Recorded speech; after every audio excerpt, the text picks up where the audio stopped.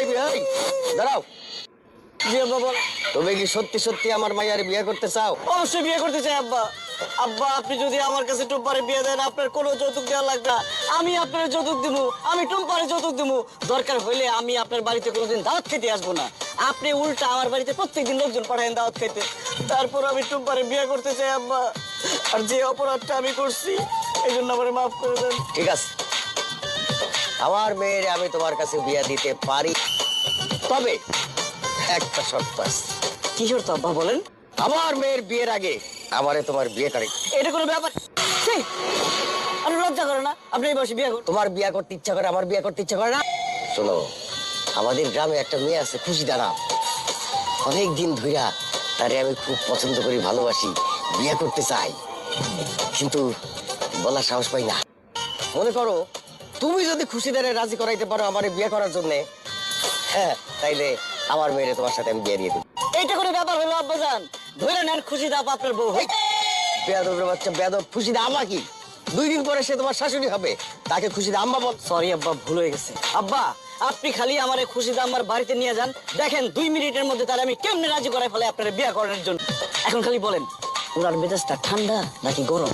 যদি ঠান্ডা হয় তাহলে এক ওষুধ, আর গরম হলে আরেক ওষুধ। মেজাজ তো চরম ঠান্ডা, একদম বরফের মতো ঠান্ডা।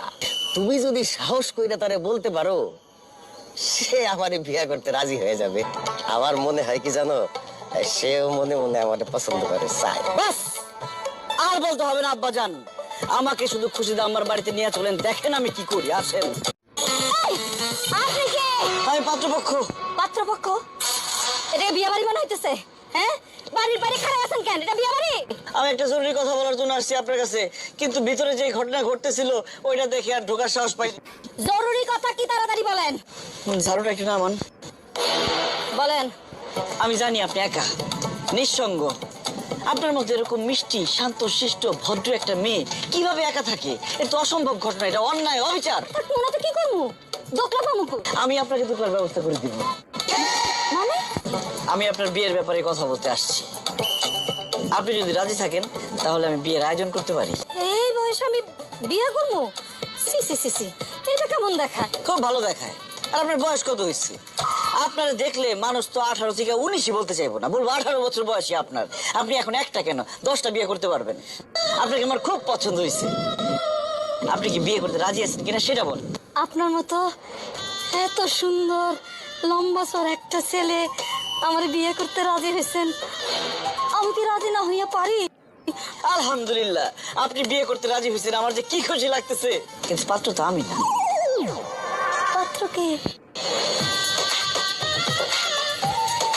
উনি পাত্র? খাটাস, সারা বছর আমার পিছনে পিছনে ঘুরোস, হ্যাঁ? পাত্তা দেই না দেখে এখন দালাল নিয়ে আসছিস।